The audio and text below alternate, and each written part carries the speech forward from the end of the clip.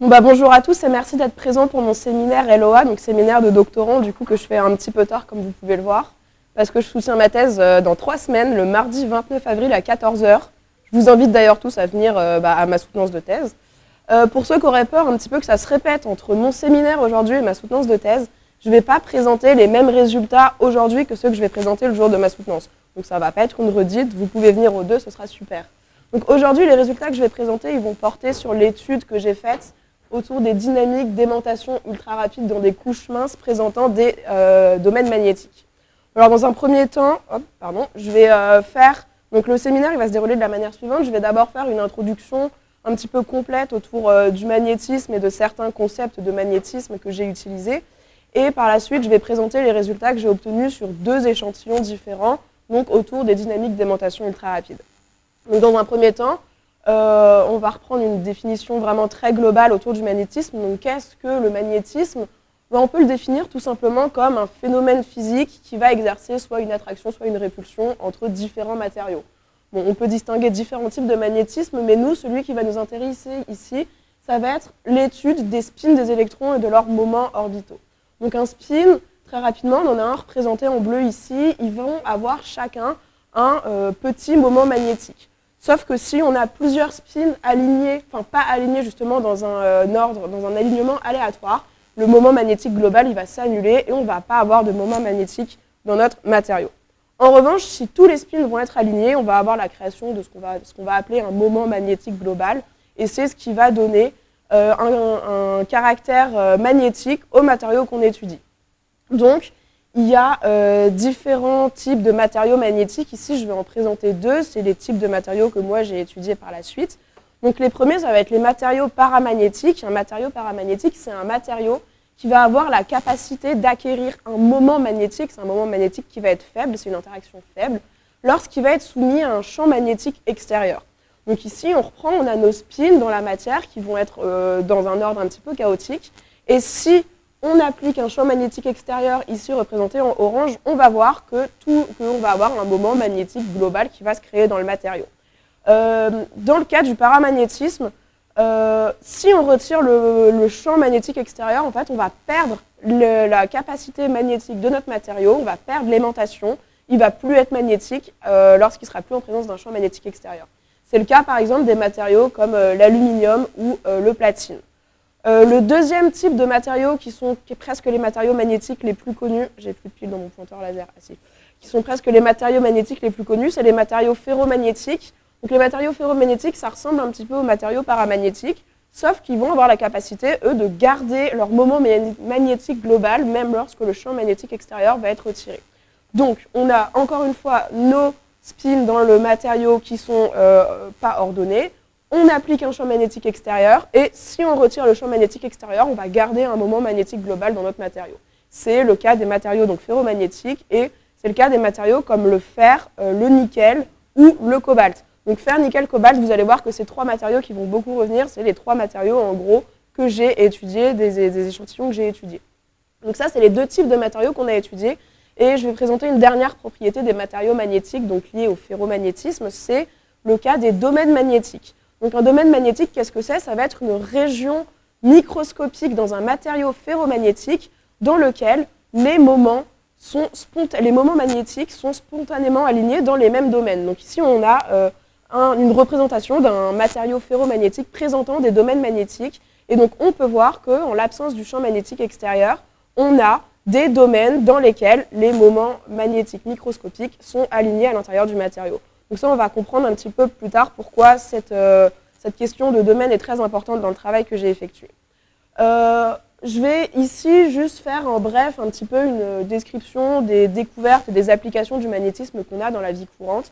Donc les premiers effets magnétiques, en gros, ils ont été découverts il y a très longtemps, c'était à l'Antiquité, on ne les date pas vraiment, mais c'est c'est l'observation des premiers effets magnétiques. Et ça a mené, par exemple, à la première invention qui est encore aujourd'hui très utilisée, c'est la boussole magnétique qui permet d'indiquer le nord magnétique de la Terre. Donc là, on va sauter un petit peu dans le temps. Une autre découverte qui a été très importante, après, on peut dire au XVIe siècle, où on a découvert qu'en fait, la Terre, c'était un aimant, la Terre avait un champ magnétique. Ensuite, au XVIIIe siècle, on a réussi à faire le lien entre les champs électriques et les champs magnétiques. puis au XXe siècle, ça a été le début de la mécanique quantique, la découverte, la compréhension un petit peu du magnétisme à une échelle atomique. Et une autre découverte, donc invention qui a été très importante dans le cadre du magnétisme, ça a été le premier stockage à bande magnétique. Donc en gros, c'est la première fois que ça a été découvert par le physicien Fritz Plummer, qui pour la première fois a créé du stockage de données à support magnétique. Ça a été grandement amélioré par la découverte de la magnétorésistance géante en 1988 par Albert Ferth. Et donc, en fait, avec cette invention et cette découverte, ça a permis d'avoir des disques durs et des capacités de stockage toujours plus rapides et toujours plus petites. Et on le sait aujourd'hui, c'est un grand enjeu dans la société de pouvoir stocker des données de manière très efficace. Nous, donc là, ce n'est pas une application, c'est la dernière découverte dont je vais parler, c'est celle qui va le plus nous intéresser ici. C'est la découverte des dynamiques d'aimantation à une échelle ultra rapide, donc on va le voir à une échelle femtoseconde. La découverte pionnière qui a été faite dans ce domaine, c'est la découverte qui a été faite par Beaurepaire en 1996, et je vais revenir beaucoup plus en détail sur cette découverte un tout petit peu après. Avant ça, je vais juste parler un petit peu rapidement des échelles, des différentes échelles des phénomènes magnétiques qui existent. Donc dans un premier temps, déjà à une échelle assez petite, entre la milliseconde et la nanoseconde, ont été observés expérimentalement le mouvement et la disparition des parois de domaine. Donc, je vous parlais des domaines dans des matériaux ferromagnétiques pendant l'introduction. Donc ici, on retrouve la même image, un matériau ferromagnétique avec les domaines. Et on a observé que lorsqu'on applique donc, le champ magnétique extérieur, les domaines, ils bougent et ils finissent par se supprimer pour avoir l'aimantation globale du matériau. Et ça, c'est un phénomène qu'on a mesuré donc, entre 10-3 et 10-9 secondes. Ensuite, plus rapide, entre 10-9 et 10-11 secondes, on a mesuré la précession et l'amortissement de l'aimantation. Donc, c'est deux phénomènes qu'on ne va pas étudier ici dans la suite, mais c'est des phénomènes très importants dans l'étude de l'aimantation. Et sur une échelle encore plus rapide, qui va être l'échelle qui va nous intéresser ici, on peut observer la dynamique des spins et des électrons. Donc c'est entre une échelle pico à femtoseconde, entre 10-12 et 10-15 secondes. Donc nous, c'est à ça qu'on va s'intéresser. Et en réalité, on a besoin d'avoir des sources qui sont suffisamment rapides pour étudier des interactions aussi rapides. Donc ici, quasiment une des seules sources qu'on peut utiliser, ça va être un laser femtoseconde, une impulsion optique. Donc nous, par la suite, ce qui va nous intéresser, c'est l'interaction laser-matériau-magnétique. Et on va utiliser des sources optiques qui permettent de déclencher les phénomènes des aimantations ultra rapides. Donc maintenant, je vais revenir, maintenant qu'on a introduit de pourquoi on étudiait l'interaction laser-matériau-magnétique, je vais un petit peu plus introduire le résultat pionnier d'Éric Beaurepaire, qui a été fait en 1996 et qui a été un résultat très important parce que c'était la première fois qu'on étudiait un phénomène magnétique à une échelle inférieure à la picoseconde, à une échelle si rapide. Donc très rapidement, comment a été obtenu ce résultat ? Donc, il a été obtenu sur une couche de nickel ferromagnétique, donc en utilisant l'effet magnéto-optique Kerr. Donc on va l'appeler le MOG. Je vais décrire par la suite comment fonctionne cet effet plus en détail. Mais ce qui s'est passé, c'est qu'on a une couche de nickel, donc qui est un matériau ferromagnétique. On va venir focaliser dessus un premier laser, donc un laser ultra rapide, un laser femtoseconde, un laser infrarouge, va être focalisé sur l'échantillon et on va exciter les électrons de la matière dans l'échantillon, on va créer des électrons chauds et ça va modifier l'état magnétique de l'échantillon. Par la suite, on va venir focaliser un deuxième faisceau infrarouge qui, lui, donc a une intensité plus faible et qui va arriver avec un délai par rapport à la pompe. Donc on va l'appeler faisceau de sonde, c'est les manip pompes-sondes. Et ça va permettre de venir sonder l'état magnétique du matériau au cours du temps, au cours du délai. Et enfin, on a en bout ici un détecteur d'intensité ou de polarisation. Et en fait, l'effet MOC, lorsqu'il y a une variation, lorsqu'on a un matériau magnétique, on va mesurer soit une variation de l'intensité, soit une variation de la polarisation du faisceau en fonction de la modification de l'état magnétique du matériau. Donc en réalité, cette manip, elle a permis de mesurer l'état magnétique du matériau au cours du temps à une échelle femtoseconde. Et le résultat obtenu, c'est le suivant. Donc, ici, là, le T0, ça représente le moment où la dynamique d'aimantation est déclenchée. Donc le moment où on a interaction entre le laser et le matériau. Donc on observe ici d'abord une chute de l'aimantation qui est très rapide, qui est assez brutale, elle fait quelques centaines de femtosecondes. Puis on a une réaimantation ici, donc on retrouve le signal magnétique. En réalité, ici, ça s'arrête à bout de 15 femtosecondes, mais ce résultat, il a été obtenu, il a été refait vraiment des centaines de fois, et la réaimantation, elle est beaucoup plus longue.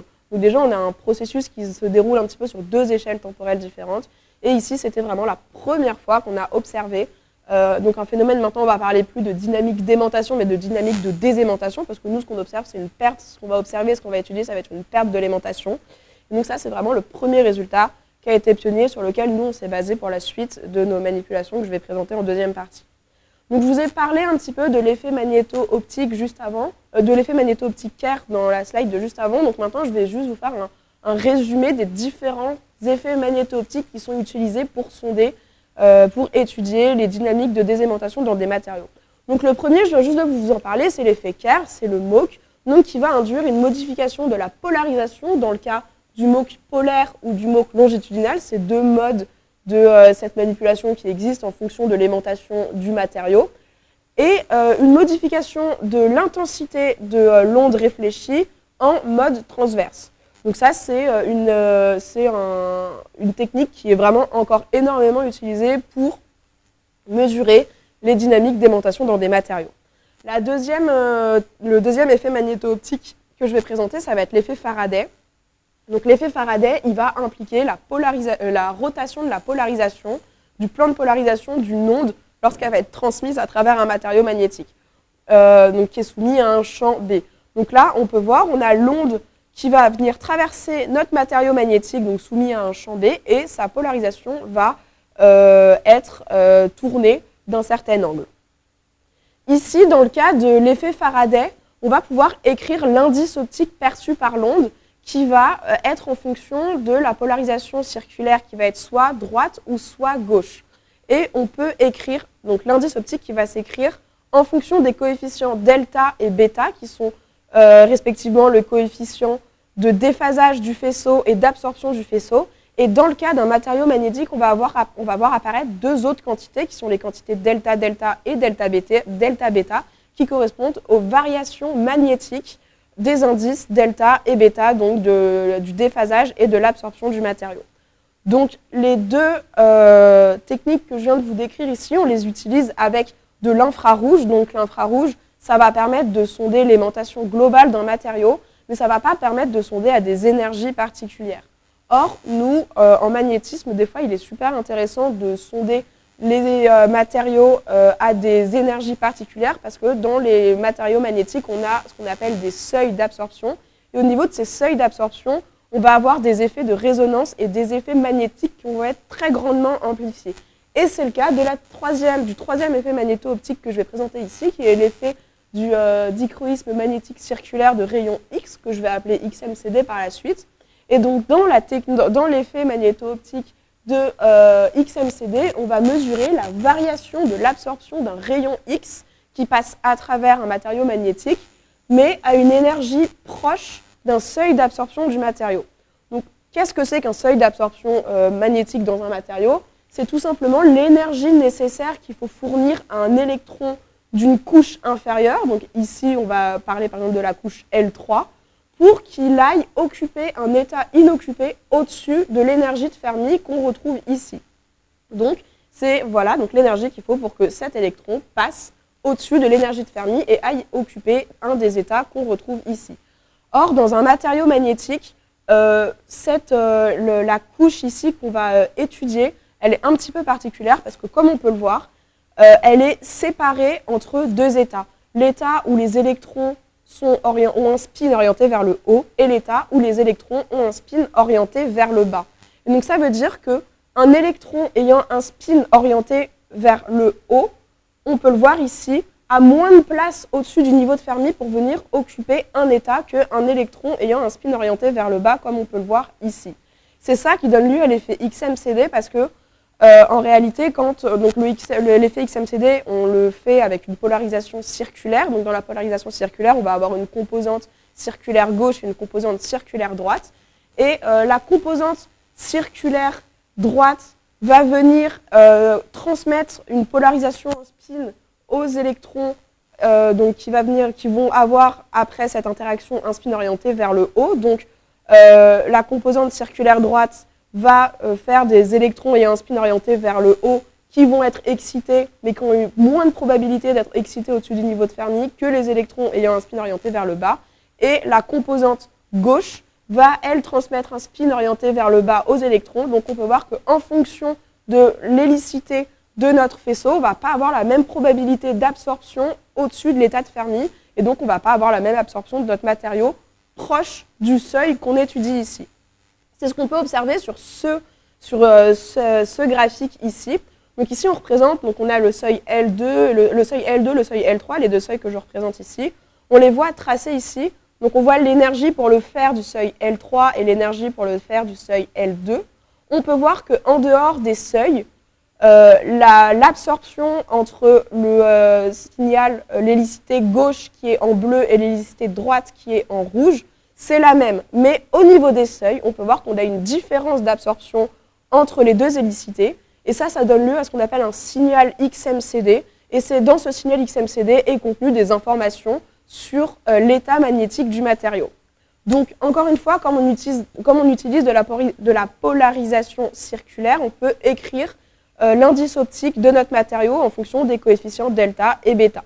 Donc, moi ici, j'ai beaucoup parlé de XMCD, donc, qui est en absorption. Nous, en réalité, on a appliqué une variante du XMCD, c'est ce qu'on appelle le XRMS, donc c'est sa composante en diffusion, c'est plus de l'absorption, on va étudier la diffusion. Donc XRMS, ça va être diffusion magnétique résonante de rayons X. Pourquoi nous, on a utilisé cette méthode? Parce que donc, vous allez le voir par la suite et vous le savez, nous, on travaille avec des harmoniques et la polarisation des harmoniques, elle n'est pas circulaire, elle est linéaire. Mais dans la polarisation linéaire, on a une composante circulaire, enfin on a des composantes d'hélicité qui nous permettent d'avoir un effet XMCD. Et cet effet, donc nous en XRMS, on ne va plus mesurer une donnée XMCD, mais on va mesurer une intensité. Et ça va donner, donc l'intensité, ça va être le signal au carré, ça va nous donner des variations un petit peu plus importantes. Et on va pouvoir utiliser donc, les harmoniques. On va comprendre pourquoi c'est aussi important d'utiliser des harmoniques pour notre étude. On va pouvoir utiliser les harmoniques donc, en diffusion et donc utiliser le XMCD, mais dans le cas de la diffusion. Je vais maintenant vous présenter juste un modèle. Donc là, je vous ai présenté un petit peu ce qu'on a fait, ce qu'on a étudié. Ce qui est important de comprendre, c'est pourquoi il se passe ces dynamiques de désaimantation. En réalité, vous allez voir que c'est un petit peu plus compliqué que prévu parce qu'il existe vraiment plein de modèles qui permettent de l'expliquer. Et pour le moment, dans la communauté du magnétisme, il y a beaucoup de débats sur quel modèle est réellement celui qui permet d'expliquer les phénomènes qu'on observe. Je vais présenter ici un seul modèle parce que c'est le modèle le plus connu. C'est le modèle qui a été mis au point donc, par Beaurepaire après son observation de la désaimantation ultra-rapide que je vous ai présenté précédemment. C'est ce qu'on appelle le modèle à 3 températures. Donc c'est ce qu'on appelle un modèle phénoménologique parce que c'est un modèle qui est basé sur l'observation de phénomènes et pas sur, c'est pas un modèle microscopique.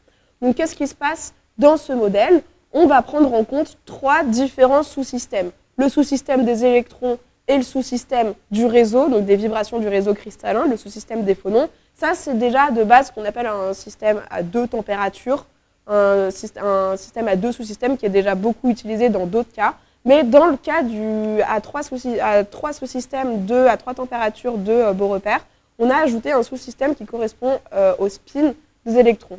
Donc, il est considéré en réalité que entre ces 3 sous-systèmes, on va avoir des transferts de température, des relaxations de température qui vont donner lieu à des dynamiques de désaimantation ultra rapide. Donc, qu'est-ce qui se passe? On va avoir le laser, notre impulsion laser, qui va venir exciter le bain d'électrons, le sous-système d'électrons, ce qui va faire augmenter sa température. Donc, on l'observe ici sur le graphique. On a l'impulsion laser ici qui vient directement transmettre sa température, qui vient directement exciter le bain d'électrons, sa température augmente, et puis sa température va se relaxer entre les 2 autres sous-systèmes du réseau et des spins à des temps caractéristiques inférieurs à la picoseconde, donc qui permet plutôt bien d'expliquer les dynamiques ultra rapides de l'ordre de la femtoseconde. Et ensuite, on a une relaxation entre les 3 sous-systèmes, et donc ce serait, donc d'après ce modèle qui marche assez bien pour expliquer les dynamiques d'aimantation ultra rapides, c'est la relaxation entre ces 3 sous-systèmes qui donnerait lieu aux dynamiques qu'on observe. Donc ce modèle, voilà, il marche plutôt bien au niveau de la femtoseconde, mais il a un gros inconvénient, c'est que c'est un modèle phénoménologique, ce n'est pas un modèle qui décrit de manière microscopique ce qui se passe. Il existe beaucoup de modèles qui ont été mis en place qui permettent de décrire ces comportements microscopiques. Je ne vais pas les décrire tous ici, mais je vous fais un petit résumé. Donc d'abord, je vous ai dit, il y a des modèles phénoménologiques, j'en ai pas parlé ici, mais il y a le modèle qui s'appelle le modèle de l'équation Lipschitz-Landau-Gilbert, qui permet de décrire les dynamiques de précession et d'amortissement de l'aimantation. Il marche très bien, mais il est réservé entre la nano et la picoseconde, donc ce n'est pas l'échelle qui nous intéresse ici.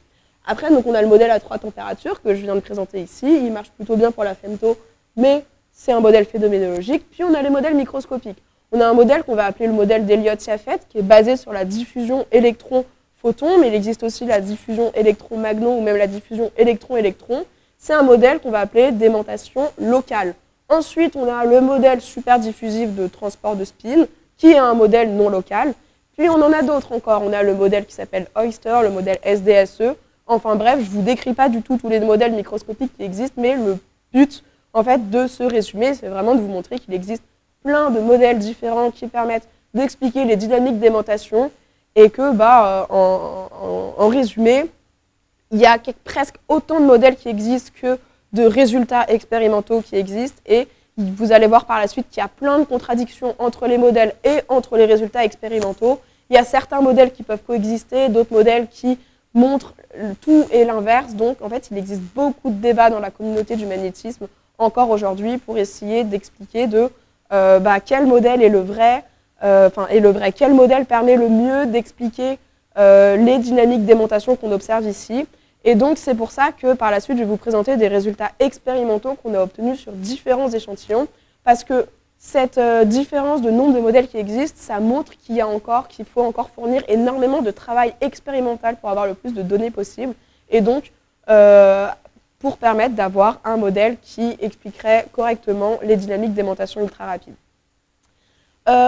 Quels sont les outils qu'on utilise pour étudier les dynamiques d'aimantation ultra rapides? Donc on l'a expliqué, on a besoin d'avoir une impulsion ultra rapide, donc de l'ordre de la femtoseconde, donc on va utiliser un laser.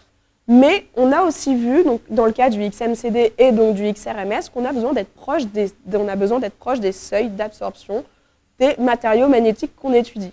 Donc nous, dans notre cas, on a étudié, comme je vous l'ai dit, le platine, le fer, le cobalt et le nickel. Et donc chacun de ces matériaux ont différents seuils d'absorption, mais nous, les seuils qu'on a étudiés, donc c'est les seuils M2 et M3, ils ont des énergies comprises à peu près entre 50 et 70 électronvolts. Donc on a besoin d'une impulsion qui va être femtoseconde et de l'ordre de l'XUV entre 10 et 100 électronvolts à peu près pour étudier ces seuils. Beaucoup de groupes, c'est très utilisé, utilisent les lasers à électrons libres, ça a plein d'avantages. Donc c'est une impulsion qui va être femtoseconde comme on cherche, pour des énergies XUV. Il y a vraiment énormément de photons dans les tirs, donc ça permet d'avoir des mesures qui sont vraiment très bonnes et très bien exploitables. Et voilà, encore une fois, c'est des lasers qui ont des très bonnes stabilités, donc ça présente beaucoup d'avantages. Ça a aussi quelques inconvénients, ce sont vraiment des grosses installations, donc il faut faire des demandes de temps de faisceau, c'est pas toujours disponible, et il faut toujours se déplacer, il n'y en a pas beaucoup en Europe, donc voilà, c'est pas non plus, on ne peut pas faire énormément, on ne peut pas avoir énormément de données grâce à ces installations. C'est pour ça que nous, on a utilisé la génération d'harmoniques dans des gaz pour étudier le magnétisme ultra rapide. C'est pas uniquement parce que c'est pratique qu'on a utilisé cette génération, on a il y a un autre avantage que je vais vous présenter tout de suite. Avant tout, qu'est-ce que c'est la génération d'harmoniques dans des gaz? Très rapidement, on a donc un laser, ici le laser qu'on utilise en salle Coreil, c'est un laser titane-saphir qui a une longueur d'onde centrée à 800 nanomètres, une intensité de 2,5 millijoules et une durée de 40 femtosecondes, qui va être focalisé dans une cellule de gaz à une intensité relativement élevée, à 10-14 watts par centimètre carré. De là, on va avoir un processus qu'on appelle le modèle à 3 étapes, et de ce modèle, on a la génération d'un spectre, d'un peigne harmonique, dont chaque harmonique et a une fréquence multiple du laser générateur. Pourquoi c'est intéressant d'utiliser les harmoniques? Parce que comme on l'a dit, ça va être une impulsion qui va être XUV, donc entre 10 et 100 électronvolts. C'est une impulsion qui va avoir beaucoup des caractéristiques du laser générateur. C'est une impulsion qui va être pulsée, cohérente, compacte et surtout femtoseconde. Donc on a bien XUV, on a bien femtoseconde, on a tout ce qu'il nous faut. Mais surtout, ce qui est hyper intéressant avec les harmoniques, c'est que comme je vous l'ai expliqué, on a dans le même peigne, on a plusieurs harmoniques, on a des harmoniques à plusieurs énergies. Ça veut dire qu'on va pouvoir utiliser ce qu'on appelle la sélectivité chimique des harmoniques. On va pouvoir étudier dans les seuils des énergies bien particulières et surtout étudier différentes énergies simultanément dans la même mesure avec les harmoniques. Et on va comprendre juste après pourquoi c'est intéressant. Donc je vous l'ai expliqué, il y a un grand intérêt dans les études expérimentales autour des dynamiques d'aimantation ultra rapides. Donc là maintenant je vais commencer à présenter le travail que moi j'ai réalisé pendant ma thèse. Donc le type d'échantillon qu'on a étudié, c'est des couches ferromagnétiques, des échantillons de couches ferromagnétiques qui sont tous présentés de la manière suivante. On va avoir un substrat, la plupart du temps c'est du silicium, qui permet de rendre l'échantillon manipulable. Ensuite on a ce qu'on appelle un buffer. Le buffer il est là uniquement pour faire accrocher la couche ferromagnétique qui va être au-dessus, qui est la couche qui va nous intéresser. La couche ferromagnétique, elle a en général une épaisseur entre 100 et 300 nanomètres. Et en dessus, on a ce qu'on appelle un capper, c'est une couche qui va uniquement être là pour protéger la surface de l'échantillon. Donc ça, c'est vraiment le type d'échantillons qu'on a étudié et qui sont énormément étudiés aujourd'hui encore dans la communauté du magnétisme. Et sur ce type d'échantillon, donc je vous ai expliqué que déjà il y avait beaucoup de débats sur les modèles microscopiques qui permettent d'expliquer les dynamiques d'aimantation ultra rapides, mais il y a aussi énormément de débats et de résultats contradictoires sur l'étude de ces couches. Je vais vous présenter 2 résultats contradictoires qui ont été observés et que nous, on a étudiés. Le premier résultat contradictoire qui a été observé, c'est l'étude du seuil du nickel. Donc, je vous rappelle, le nickel, c'est un matériau qui est ferromagnétique et dont le seuil qu'on étudie ici, il se situe à peu près à 66,3 électronvolts. Donc là, ici, dans l'étude qui a été faite par Marcel Hennes, donc un collègue de l'INSP, il a étudié le seuil du nickel à différentes énergies pour voir si, en sondant un seul seuil à différentes énergies, on avait un comportement différent de l'aimantation du matériau. Et ce qu'il a observé, c'est qu'entre 64 et 68 électronvolts, il y a un comportement qui est complètement différent entre les différentes énergies alors qu'on se trouve dans le même seuil.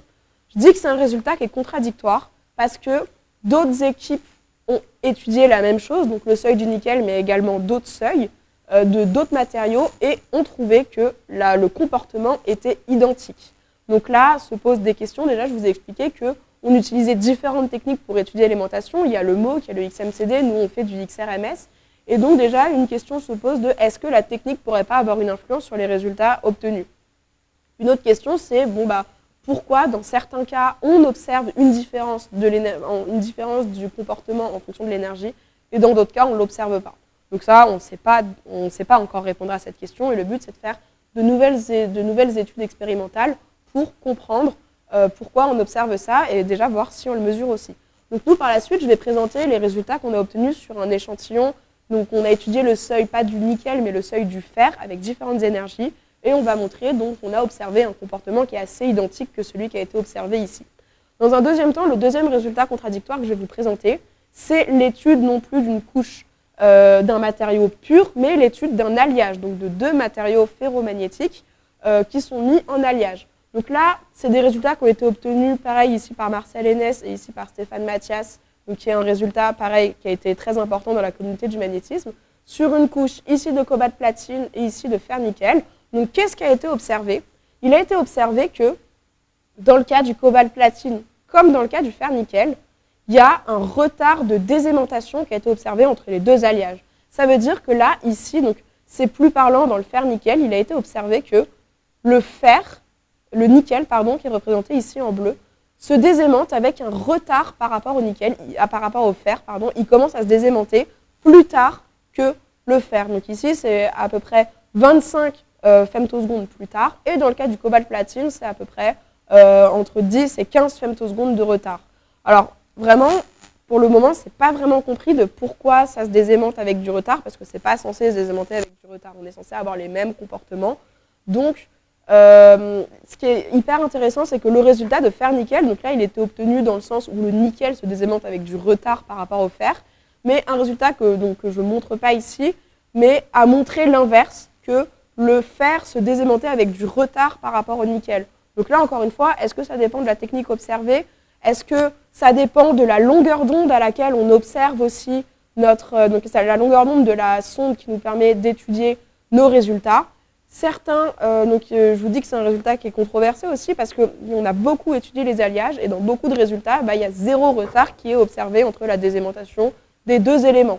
Donc nous, ce qu'on a fait, c'est qu'on a étudié un échantillon qui est un alliage entre le cobalt et le platine, entre le nickel et le cobalt, et on va montrer aussi qu'on a observé un retard de désaimantation entre le nickel et le cobalt et qu'on a réussi à prouver qu'on l'observait bien à cause de la présence d'un des 2 éléments. Donc ça, c'est les deux résultats auxquels on s'est intéressé en particulier pendant ma thèse. Donc je vais maintenant passer à la présentation du premier échantillon qu'on a étudié. Donc c'est un échantillon, je vous dis qu'on a étudié le seuil du fer. Là c'est un échantillon de fer azote. Je vais expliquer très rapidement pourquoi c'est intéressant d'étudier le fer azote. Donc l'échantillon, il est composé de 7 manières. Donc on a bien la matrice, on a bien un buffer qui permet de faire accrocher la couche de fer azote et puis une couche protectrice. Donc ici, vous le voyez, on a ici donc le buffer, il est fait de ZNSE. Bon, ça c'est vraiment des détails techniques, mais c'est du ZNSE parce que ça permet d'avoir le fer qui va pousser sur ce qu'on appelle une croissance épitaxiale qui va être déposée d'une manière assez particulière et qui va être dopée à l'azote. Alors pourquoi on le dope à l'azote? C'est parce que l'azote, ça va permettre de modifier la structure cristalline du fer et ça va modifier ses caractéristiques magnétiques. Donc je ne vais pas du tout m'étendre plus sur la croissance épitaxiale et sur le dopage à l'azote parce que ce n'est pas mon sujet de thèse du tout. Mais nous, ce qui nous intéresse ici, c'est que le fait d'avoir dopé à l'azote notre fer, ça lui donne des caractéristiques magnétiques particulières qui sont les suivantes. La couche ferromagnétique qu'on étudie ici, donc la couche de fer, elle va se présenter de cette manière. Dans un premier temps, on le sait, c'est un matériau qui est ferromagnétique, ça veut dire que notre couche, elle va avoir une large aimantation dans le plan, donc dans la direction en fonction de laquelle on a appliqué le champ magnétique extérieur pour rendre ce matériau aimanté. Donc on a notre large aimantation dans le plan, mais on va observer, donc grâce au dopage à l'azote, une petite composante hors plan qui va s'alterner. Donc ici en jaune, on va avoir une composante hors plan qui va être orientée vers le haut, et en violet, en bleu, ici, on va avoir une composante hors plan qui va être orientée vers le bas. Et ça va s'alterner tout le long de la surface de l'échantillon. C'est ce qu'on appelle des domaines magnétiques en bande. Donc je vous ai déjà expliqué les domaines magnétiques. Là, c'est des domaines magnétiques qui sont orientés en bande. Voici la surface de notre échantillon qui a été mesurée grâce à un microscope magnétique, microscope à force magnétique. Donc on observe, donc ça c'est la surface de l'échantillon de fer azote, on observe bien, donc ici sur cette image on observe la composante hors plan d'aimantation de notre échantillon. On observe bien en jaune qu'on a une composante, donc ici on le sait, c'est en fonction de l'axe ici qu'on a une composante donc, qui est hors plan orientée vers le haut, et en bleu, la composante hors plan qui est orientée vers le bas. Donc on va ici en fait avoir un réseau. Cet échantillon en bande, il va agir comme un réseau optique de diffraction, mais pas sur n'importe quelle énergie. Il va agir comme un réseau optique uniquement pour les énergies qui sont résonantes avec notre échantillon, donc avec ici le fer. Donc ici, dans notre cas, je vous l'ai dit, le seuil du fer, il est à 53-54 électronvolts. Donc ça veut dire qu'on va observer une figure de diffusion, puisque nous, pour rappel, on utilise la technique de la diffusion résonante magnétique. Donc, on va avoir une figure de diffusion pour les énergies résonantes, donc pour des énergies ici de 54, à peu près 54 électronvolts. Donc, ce qu'on va observer, c'est donc en diffusion donc statique sur notre échantillon, c'est une figure assez classique. En réalité, on a l'ordre 0, l'ordre spéculaire. Donc, ici, sur notre image de caméra CCD qui est coupée par un beam stop, pour ne pas abîmer la caméra parce qu'il est très intense. Et on va avoir les ordres -1 et l'ordre 1 de diffusion, mais uniquement pour les énergies résonantes. Donc ça, c'est comme ça qu'on a étudié la dynamique d'aimantation très rapide de notre échantillon. Donc le montage expérimental qu'on a utilisé, c'est le suivant. Donc ça, c'est le laser que j'ai déjà décrit, c'est le laser titane-saphir de la salle Corail, qui va être séparé en deux grâce à un beam splitter à l'entrée de la salle. La première partie du laser, on va s'en servir pour générer les harmoniques ici. Et les harmoniques, ensuite, elles sont focalisées sur notre échantillon magnétique qui est ici. Et comme je l'ai expliqué, on fait une manip en diffusion. Donc on va avoir ici la diffusion de notre échantillon sur une caméra CCD. On a l'ordre spéculaire ici, donc, qui est bloqué par un beam stop pour ne pas abîmer la caméra. Et on a ici l'ordre 1 qui nous permet de mesurer l'intensité de la diffusion de notre rayon X pour donc, les énergies résonantes.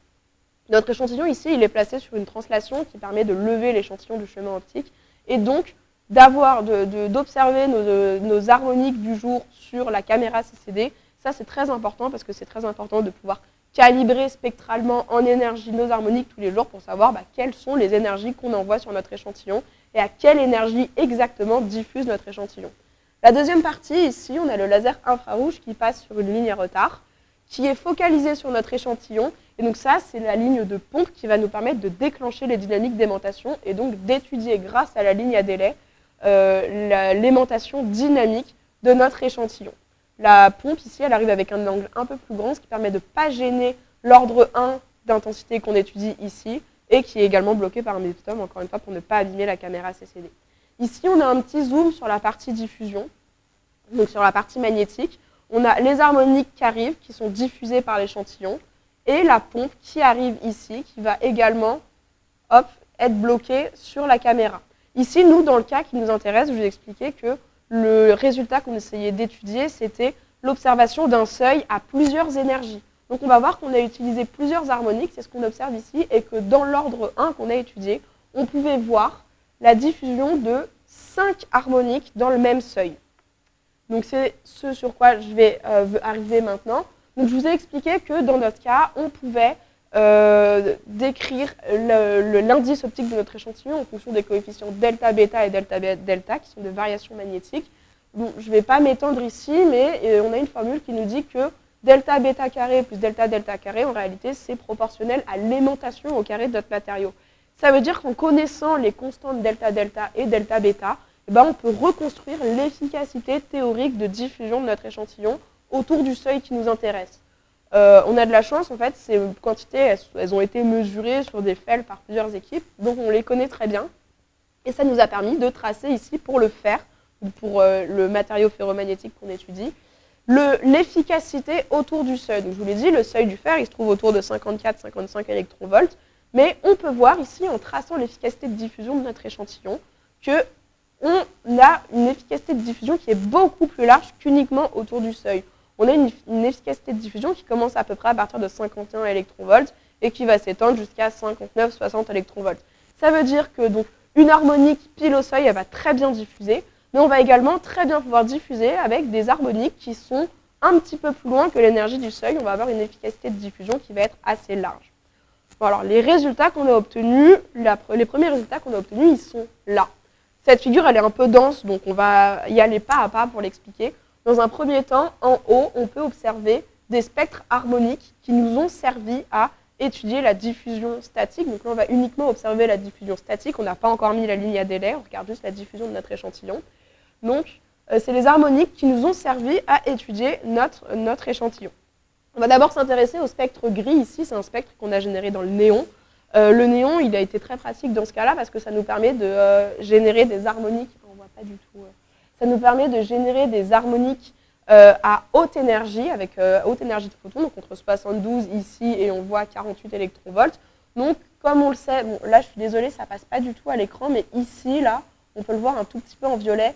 J'ai représenté l'efficacité théorique de diffusion de notre échantillon qui se contient entre ici, donc 60 et 50 électronvolts, comme je l'ai expliqué juste avant. Bon, normalement, on voit un petit peu mieux, mais là, désolé, on ne voit pas très bien.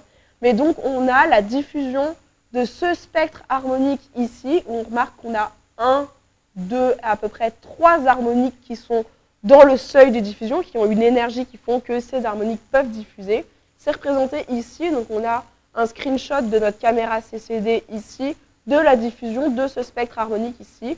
Et on observe qu'on a bien un spot, une tache de diffusion ici, et on a une deuxième tache de diffusion un petit peu ici, donc dans le seuil de diffusion du fer. On a représenté ici en bas, donc on a le seuil que je vous ai présenté juste avant de diffusion du fer, donc on voit qu'il diffuse entre 61 et 50 électronvolts à peu près. On a représenté ici les deux points gris, c'est l'efficacité, c'est la diffusion du spectre gris ici, du spectre de néon. Donc on peut voir que ça correspond, ça colle plutôt bien avec la diffusion théorique de notre échantillon. Le deuxième spectre ici, ça va être un spectre, les deux autres spectres qu'on va regarder, donc en jaune et en vert, c'est des spectres qui ont été générés dans l'argon. Donc dans l'argon, on va générer à des photons qui sont de plus basse énergie, donc ici entre 50 et 30 électronvolts, mais on va avoir une génération qui est beaucoup plus efficace. On peut voir, on a beaucoup plus de photons. En revanche, le souci, c'est que ici, on n'a que deux harmoniques qui sont dans le seuil de diffusion du fer. On observe dans le deuxième cas qu'on a bien eu une diffusion pour les trois harmoniques qui sont dans le seuil, donc ici, ici et ici. Mais le résultat qui est hyper intéressant, c'est qu'on observe qu'on a une diffusion, on a 4 harmoniques ici, donc qui sont fortes ici, qu'on observe en jaune, qui ont diffusé en dehors du seuil. Donc ça veut dire que ici, comme on le voit, on n'est plus censé diffuser, l'efficacité de diffusion elle est quasiment nulle, et on observe ici les tâches, les spots de diffusion tout de même pour ces énergies, qu'on retrouve ici en jaune. On a mesuré la même chose pour l'argon encore à plus basse énergie, donc qui nous a permis de générer encore à plus basse énergie de photons et donc meilleure efficacité. On observe également encore plus loin, en dehors du seuil, une efficacité de diffusion, en dehors donc du seuil de diffusion du fer. Donc ça, c'est vraiment un résultat qui est très intéressant parce qu'on remarque en fait que le seuil du fer, il a l'air d'avoir une diffusion qui est très large, qui va très loin ici. Donc maintenant, je vous ai présenté la diffusion statique de l'échantillon. On va s'intéresser à la diffusion dynamique maintenant. Donc on a observé 5 harmoniques. Je vous ai dit que l'idée ici, c'était d'étudier le seuil du fer avec 5 harmoniques. Donc on a regardé la diffusion dynamique de 5 harmoniques. On s'intéresse ici maintenant plus qu'au spectre jaune. Donc on a l'harmonique 33 ici qui est dans le seuil, 31 qui est dans le seuil et 29 qui est dans le seuil. Et puis on a regardé le comportement dynamique de 2 harmoniques en dehors du seuil, l'harmonique 27 et l'harmonique 25. Les résultats, c'est les suivants. Donc, les harmoniques, on les retrouve ici, entre la 33 et la 25. Pour rappel, ces 3-là, c'est celles qui sont dans le seuil. Ces 2-là, c'est celles qui sont en dehors du seuil. Déjà, donc on a les points, c'est les données expérimentales. Et en trait plein, on a les fits qui nous ont permis de tracer donc, ces données de désaimantation. Déjà, première chose qu'on observe, c'est qu'on observe bien une dynamique de désaimantation en dehors du seuil du fer. Ce qui est déjà un résultat qui est hyper intéressant. Mais nous, ici, ce qui nous intéressait surtout d'étudier, c'était la désaimantation de plusieurs énergies dans le même seuil. Donc, qu'est-ce qu'on a observé? Dans un premier temps, ici, on a tracé la constante de désaimantation. Donc, la constante de désaimantation, c'est le temps qu'il faut pour atteindre les 2/3 de la désaimantation, c'est des constantes qui ressortent des fits, des courbes d'ajustement. Et on a tracé cette constante pour chaque harmonique, à chaque énergie. Et on peut observer que plus on se rapproche du seuil, donc qui se trouve ici, là, encore une fois qu'on ne voit pas du tout à l'écran, que plus on se rapproche du seuil, plus la constante de désaimantation, elle est basse. C'est pareil au niveau de l'amplitude de désaimantation, donc c'est le max auquel on se désaimante ici. On observe que plus on se rapproche du seuil, plus l'amplitude de désaimantation est forte. Donc ici, ce qu'on observe, c'est qu'on a bien une différence de dynamique de désaimantation pour les différentes harmoniques au sein du même seuil. Donc déjà, la conclusion ici, c'est qu'on a réussi à sonder 5 énergies simultanément dans le seuil du fer et qu'on a un signal de désaimantation loin du seuil du fer. Mais également qu'on a bien mesuré qu'en fonction de l'énergie, on avait une réponse différente, un comportement différent de dynamique de désaimantation pour nos harmoniques. Je vais maintenant vous présenter, je suis un petit peu en retard, rapidement les résultats qu'on a obtenus sur cobalt-nickel. Donc l'échantillon de cobalt-nickel, il est composé à grande majorité de nickel, donc 85% de nickel et 15% de cobalt. Il va également présenter des domaines magnétiques, pas pour la même raison. Ici, dans ce cas, c'est parce que le nickel, c'est un matériau qui est magnétostrictif et qui, au-dessus d'une certaine épaisseur, va modifier ses caractéristiques magnétiques. Donc, on a également un domaine en réseau. Et on va encore avoir de la diffusion. Cette fois-ci, comme on a un alliage, on va avoir de la diffusion pour les deux énergies résonantes, donc du nickel et du cobalt. Nickel, c'est autour de 67 électronvolts et cobalt, c'est autour de 60 électronvolts. Donc on va encore observer une figure de diffusion. Ici, on peut observer encore l'efficacité de diffusion de notre échantillon. On peut voir qu'on retrouve bien le seuil du cobalt à 59,9 électronvolts et le seuil du nickel à 62,2 électronvolts. On peut voir que les seuils ils sont plutôt larges, donc l'efficacité de diffusion autour du seuil est large, et que le nickel diffuse beaucoup plus que le cobalt, c'est tout simplement parce qu'on a plus de nickel que de cobalt dans notre échantillon. Les résultats qu'on a obtenus, ils sont ici. Donc au-dessus, ici, là, c'est la courbe que je viens juste de vous montrer, c'est l'efficacité de diffusion, où on retrouve donc le seuil du cobalt et le seuil du nickel. Ici, au milieu, on a les harmoniques, le spectre harmonique qu'on a utilisé pour étudier la diffusion de notre échantillon. Donc cette fois-ci, pour étudier les deux seuils, on a utilisé 5 harmoniques. On a l'harmonique 45, 43, 41, 39 et 37. Et enfin, en bas, c'est la cross-section de la diffusion statique de notre échantillon de cobalt-nickel, où expérimentalement, la cross-section expérimentalement, on retrouve bien le seuil ici, donc la diffusion au niveau du seuil du nickel, et ici, beaucoup plus faible, la diffusion au seuil du cobalt. Donc, on a 5 zones qui correspondent à l'énergie des 5 harmoniques, dans lesquelles on a intégré le signal pour connaître les dynamiques de désaimantation de notre échantillon de nickel-cobalt sur les 5 énergies, donc autour des 5 seuils. Les résultats, ils sont ici. Donc ici, on a une harmonique qui était un peu plus haut que le seuil du nickel, donc on va appeler nickel haute énergie, puis une énergie au niveau du pic du nickel, une harmonique entre l'énergie du nickel et du cobalt, une énergie un petit peu plus haut que le seuil du cobalt et une harmonique au niveau du seuil en basse énergie du seuil du cobalt. Pardon.